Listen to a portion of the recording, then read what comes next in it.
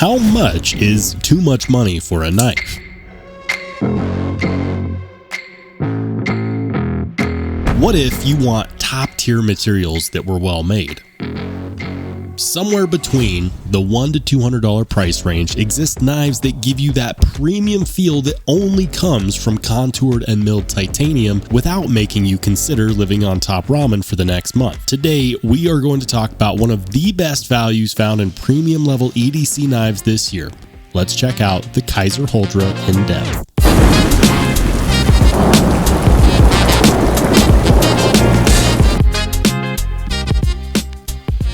Hey, how's it going, everybody? If you're new here, welcome in. And if you've been here before, welcome back. I'm Rollshambo, the connoisseur and collector of all things sharp and shiny. And today I'm excited because we're going in depth on a knife that I consider to be one of the best values to be had at the $100 to $200 price point here in 2024.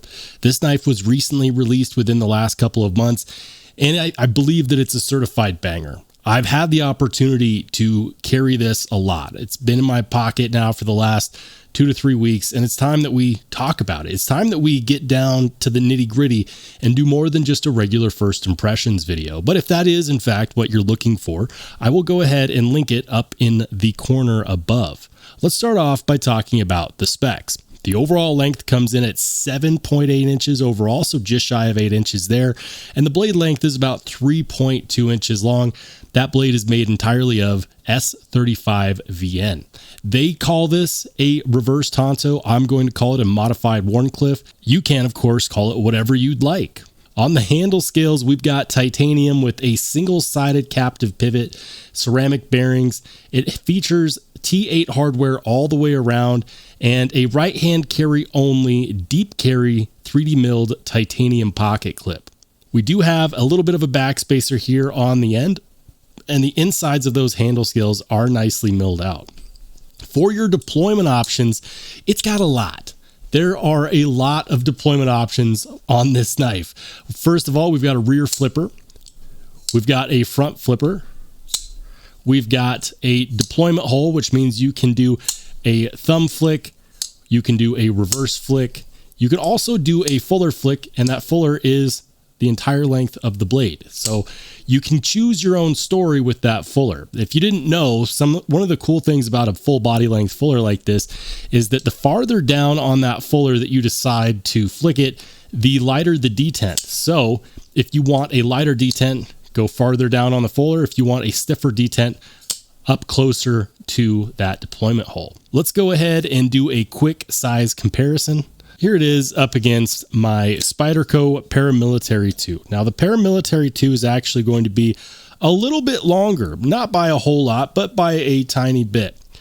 As far as the carry profile in the pocket, the Paramilitary 2 is actually going to be a little bit thicker. And as far as blade height, the Paramilitary 2 is going to be a bit bigger in the pocket as well.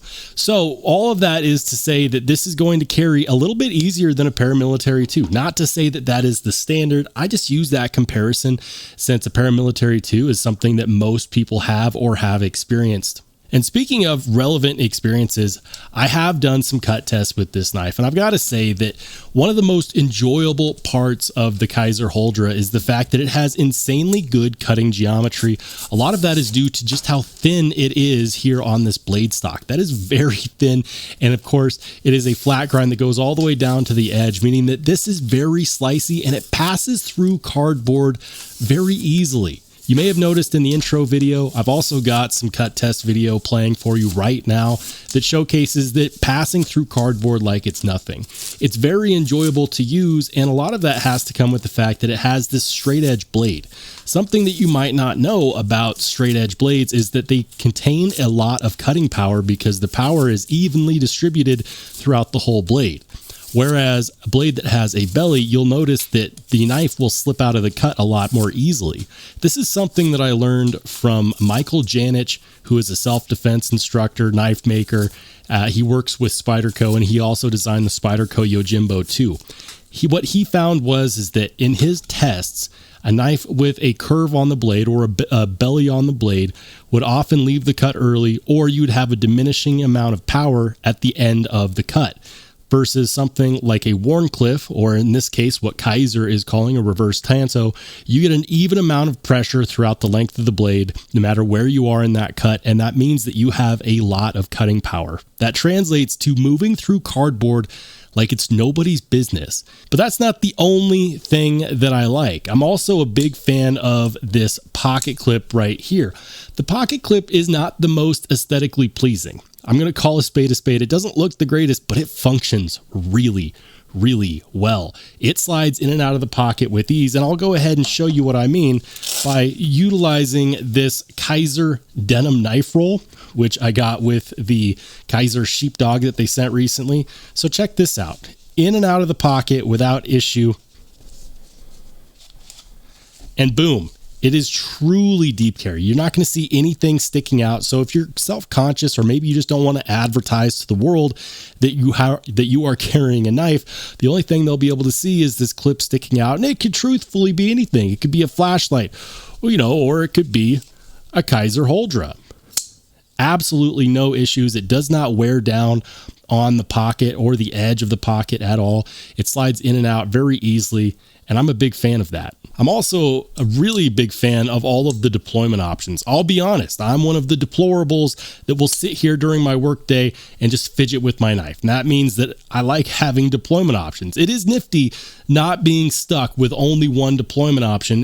Nothing has to be the showstopper. Just having access to opening and closing your knife is in fact the showstopper, the front flipper or on this deployment hold. That's great. And my preference, like many of you, is to do a reverse flick. I like reverse flicks because it leaves my hand already holding the knife. There's no readjustment that needs to be made. It's a very efficient action. It's also very pleasant and enjoyable to do. That being said, if you want to do a thumb flick, the thumb flick works really well also. In fact, I'd wager to say that you get more leverage out of a thumb flick than just about any other deployment option that you use for this knife, but you got the options. So no matter what you like, front flipper, back flipper, fuller flick, thumb hole, you can do that, and it's truly your choice. And it's like they were reading my mind on this one, because my choice would have been T8 hardware, and they must have agreed because we've got T8 hardware everywhere, including on the lock bar. Now, some of you might be saying, well, why does it matter? Is it really that big of a deal if a knife has T6 hardware? The truth is no, it's not a big deal, but it is a preference of mine, specifically because when I take my knives apart to maintain them, to oil them, to clean them, I don't want to have to reach for a T6 screwdriver for two reasons. The first reason is that I do not want to strip the T6 screw. I have only ever stripped T6 screws. I have never once stripped a T8. And the second reason is that usually pivots are already T8. And so if you have a T6, you also have to have another bit, and then you're switching between bits when you are both taking it apart and putting it back together. So ease of disassembly is part of it, and then of course reliability on that hardware itself. The good news is, and this is another thing that I really like about Kizer, is they always give you a replacement set of hardware. That's great. Check the box of your Kizer knife. You will find some extra screws that match your knife. And so even if you do happen to be one of the lucky unfortunates who ends up stripping out a T8 screw, the good news is that you have extras. And then lastly, the aesthetics on this knife are very pleasing to me. I like this shape. It's kind of like one of those knives that looks like a box cutter, and that's ironically what it's best used for. It has a utility blade style blade, and it's one of those knives that makes me wonder, do I really need something like this? It's the same blade shape. Yes, this is replaceable, but on this one, you never have to replace it. You just sharpen it. You never have to buy another utility box cutter blade again, because you could just probably get more usage out of this anyways. That's not to say that these don't serve a purpose and that they're not very useful. Rather, it is to say that if that's your style, if you don't want to mess around with wondering whether or not your box cutter or your utility blade is going to get the job done, or if you need to replace those, just get one of these. It's extremely thin here behind the spine of the blade, and that is really good cutting geometry that you absolutely can't go wrong with.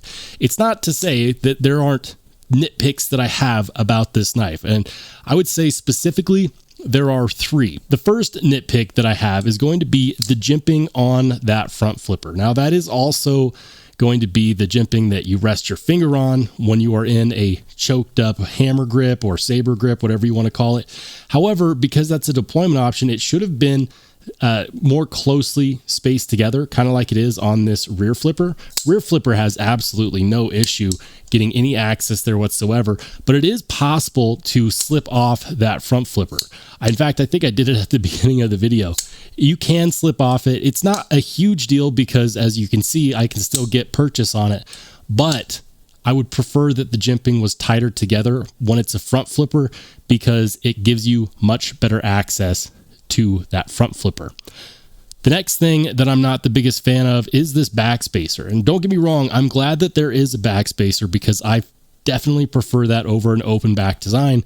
But you'll notice here that even with the backspacer, it's still an open back design. That is because this backspacer exists only to house this pocket clip. And otherwise, it's going to allow you to have some really great access for cleaning so you don't have to take it apart. But given that we already have T8 screws, I would actually much rather prefer that we had a full-length backspacer or even a half-length backspacer that went up like this far at least, because we have a very thin edge here. And you want to protect that edge against any other crap that might be in your pocket. It keeps things from coming in contact with that blade that you don't intend to, whether it's in your pocket or being thrown around in the toolbox of your truck, whatever it is. Having a backspacer acts as a deterrent so things don't get in there and chip up that nice, clean, thin edge that's going on. And then lastly, and this one is truly a nitpick, guys, because it's not a big deal. I wish that this lock bar relief was inverted, where it was on the inside and not on the outside.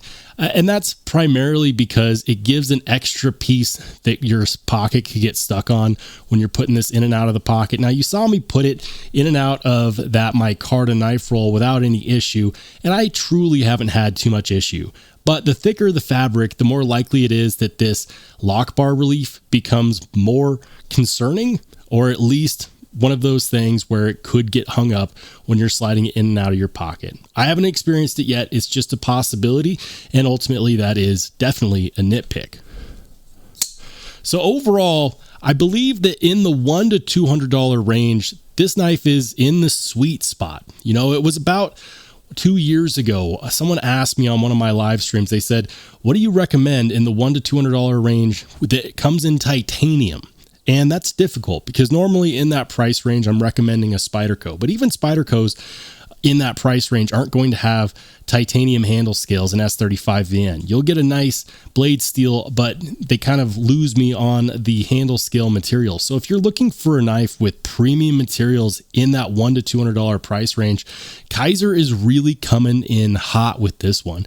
And this isn't the only model that they do that with. They actually have several offerings. But one of the reasons why this is absolutely one of my favorites, and one of the reasons why I requested to check it out from them, is because I absolutely love this cutting geometry. Blowing through cardboard like it's nothing, then being able to strop up that edge extremely quickly, and even the blade finish. I'll give you an idea, guys. Whenever you go through cardboard, if you ever have that experience where when you have a black finish like this, it leaves like dark streaks that don't want to come out, I was able to hit this with some REM oil, which is, you know, essentially just like WD-40 basically, wipe it off, and boom, here it is.